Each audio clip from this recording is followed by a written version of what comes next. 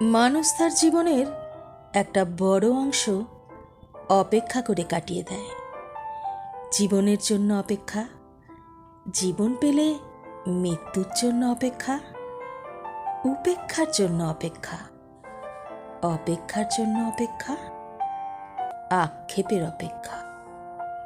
ভোরের সূর্য উঠলে দুপুরের সূর্য বিকেল গড়িয়ে সন্ধ্যের অপেক্ষা, সন্ধ্যা ঘনালে রাত নামার জন্য অপেক্ষা, গভীর রাতের ঘনত্ব বাড়লে আবার ভোরের জন্য অপেক্ষা। ভোরের পাখির কিচিরমিচির শুনলে মানুষ তখন একাকিত্বের হাত ছেড়ে বাঁচে। এরপর এই যানজটের শহরে গন্তব্যে পৌঁছানোর অপেক্ষা, পৌঁছে গেলে ঘরে ফেরার অপেক্ষা।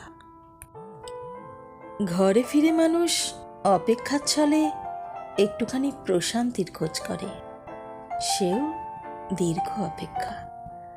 রাতের আকাশের চাঁদ, চাঁদের পাশে ধ্রুবতারা, দিনের সূর্য, নক্ষত্র, চন্দ্রের গ্রহণ, সূর্যের গ্রহণ, আকাশ অবকাশ, নীরবে থাকা মহাকাশ, ধ্রুবতারার পাশে জল জল করতে থাকা এক টুকরো নিমের ডাল, সে ডালের পাতা, সবই অপেক্ষা করে থাকে।